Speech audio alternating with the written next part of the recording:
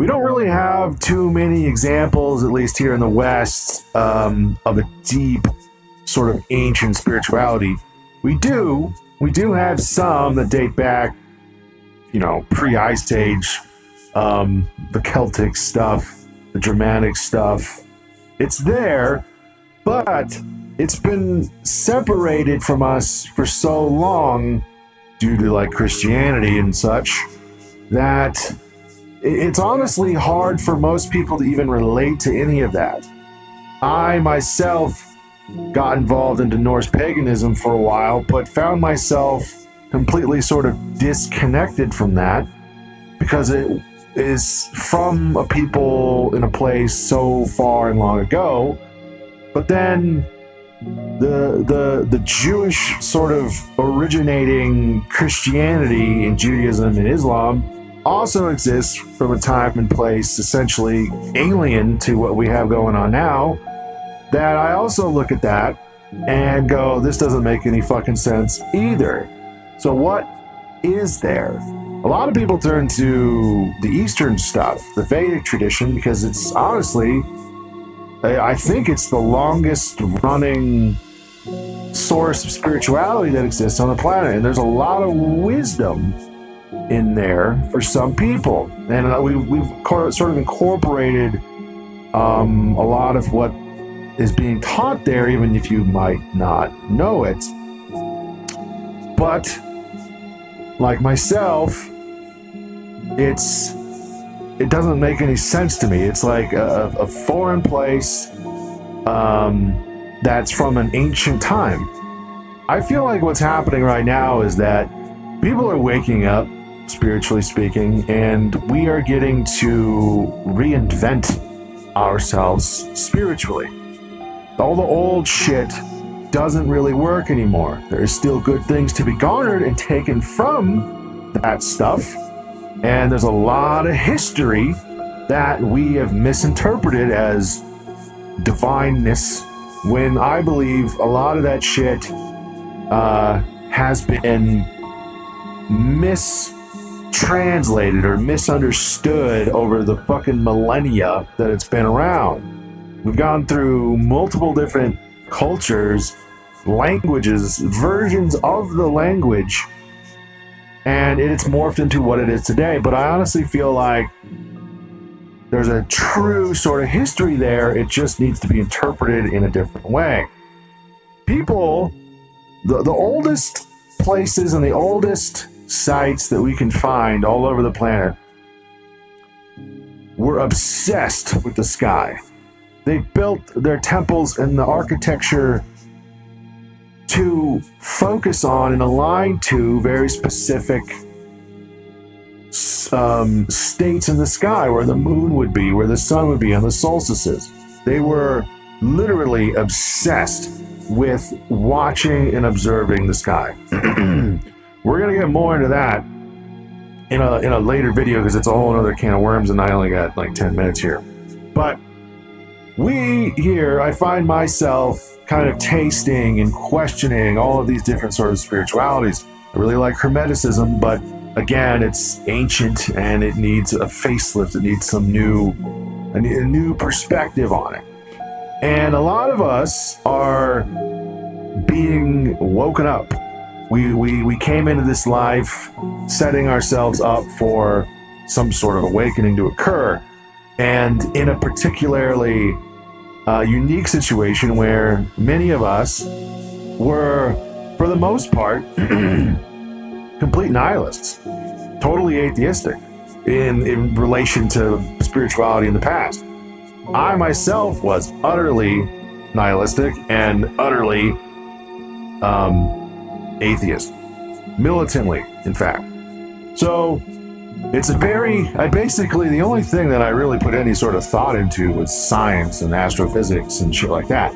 But even now, after I've woken up, I've realized that they are probably totally off the mark. And I feel like something that we unconsciously are aware of all the time, but very rarely consciously willing to entertain, is basically our doom, in a sense. I mean, that's a literal thing where we all die one day, but it's also a collective thing where things have happened in the past, we know, that have caused mass extinction events. I don't believe they are what we think they are, or what caused them anyways, but one thing is for sure, that really awful, terrible shit has happened. The last one was about the end of the Ice Age, relatively recent. And I believe that those things have utterly traumatized us as a species. We survived somehow, miraculously, and we struggled through the aftermath, crawled out of the ashes, basically from a past that was much more enlightened, much more in tune with nature, and much more advanced in ways that we can't even really imagine right now. And we've entered into a sort of primal, savage existence of survival and have been crawling out of that ever since to where we are now, where I feel like we are beginning to glimpse and be what we were before it all happened, before the catastrophe reset us, essentially. But just like somebody who experiences a raw, visceral trauma in their life, especially when they're younger, that doesn't necessarily just go away if it's that severe, and it was that severe. So what we have now is a species that is absolutely and utterly traumatized by this event, and we have, as a result, have an amnesia around what happened. We do not want to remember, because I believe that when we do remember, and when we are actively, like, people are remembering this shit, but when it kind of hits the collective, there's going to be a crisis, because suddenly we've kind of erected this safe, eternal dance of the stars where maybe a comet comes by and impacts every so often. But I don't believe that it is. I believe that the reason why people were looking at the stars so intently was because these catastrophes happen fairly regularly, either via from the sun or other unimaginable things. But regardless, I believe that this trauma is manifesting in the insanity that we as a species are exhibiting. The warfare, the fact that we have essentially created our own apocalyptic future, or at least we were constantly a looming threat of apocalypse. We have created it for ourselves. That is not what a normal, healthy, intelligent species does. That is what a traumatized, fucked up, insane species does. And it's never going to stop. It's only going to get worse until we remember what fucking happened. Plain and simple. And so, one of the hardest things about spirituality, swing back to that, at least that I have found, was it wasn't very easy. In fact, it actually just added a lot more stress onto me in a sort of a cosmic sort of sense, because for those who truly awaken and those who really have the courage to get in there and see what's going on, the truth is harsh, and it's scary, and it's terrifying sometimes. Not saying that it is all the time, but you can't have the light without the dark. And with the extreme light of enlightenment or awakening and awareness comes the extreme dark of the truth on the other side. And so a lot of the bullshit that we have today, peddled by mundane gurus trying to sell you good feelings, is that it's like a cult of positivity. And don't get me wrong, positivity is good, but that's not the only thing in the world. And with the spiritual journey comes a significant amount of shadow along with that. Darkness, deep abyssal darkness. And it isn't a seashells and balloons lovey fucking cake like smooth ride. It's just like it sort of enhances the way life is, and it broadens it to a cosmic sort of scope. And no, I don't hear too many people warning anybody about that, and how, you know, you're entering in this universe, these new dimensions of existence, and they're not all good. There is good and there is bad, but there's ways that you can navigate all that shit.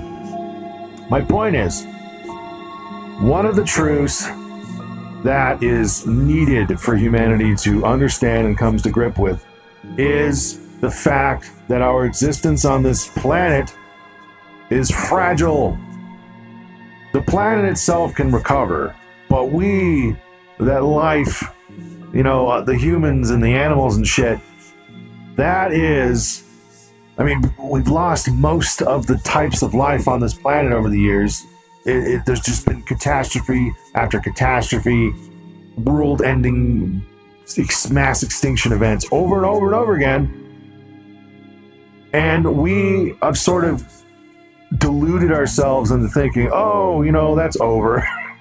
That's over. But at the same time, we're constantly paranoid. We're constantly looking up into the sky. You know, it's like we can't shake it.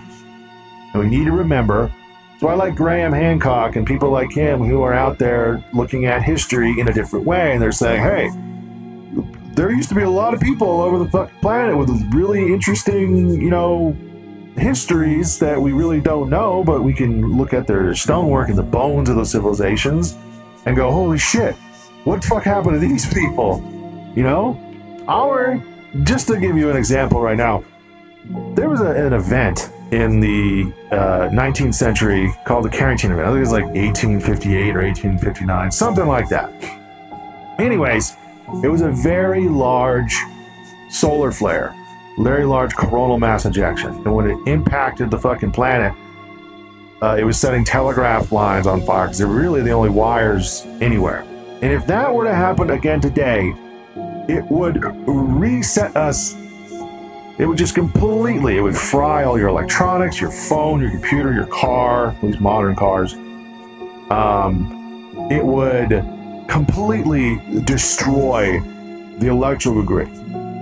It would be a catastrophe where billions of people would die. Billions of people would die because there's just no fucking way we'd be able to get the power back on, you know, without years of work on the infrastructure. The food would stop moving. It would be one of the worst events ever to ever happen. And it could happen anytime now. It's kind of fucking crazy to think about.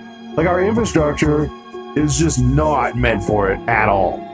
There are things that you can do it would just cost a lot of money and a lot of work to make happen. But people don't even want to think about that. I tell it to people all the time, and they just sort of give you this glazed over, like, It's like, all right, whatever. But that's a fact. That is 100% a truth. You can look it up. You can do your own research on it. It's the sun. The sun, I feel like, is a big contributor to these catastrophes, at least in recent times. But we got to rethink of our spirituality. I keep going off topic with this shit, but we got to rethink about our spirituality with all this shit. We don't have to necessarily start over, but we do have to make something new. It's more modern, something relative, something where we return worship back to the natural world around us. That, I feel like, is key. But we also need to work on ourselves quite a bit and our relation with the natural world, because a lot of people feel disconnected to it. And I still feel like that trauma in the past just fragmented our consciousness, fragmented our collective psyche. And now we're dealing with it. So, that was a lot to just throw at you there, but that's about all I got for now. I'm going to be just doing these rants. I basically came to the conclusion that this is just the way that I need to make videos. I can't edit for shit. I don't know how to fucking do that. I just got to talk. That's my power. So here we go.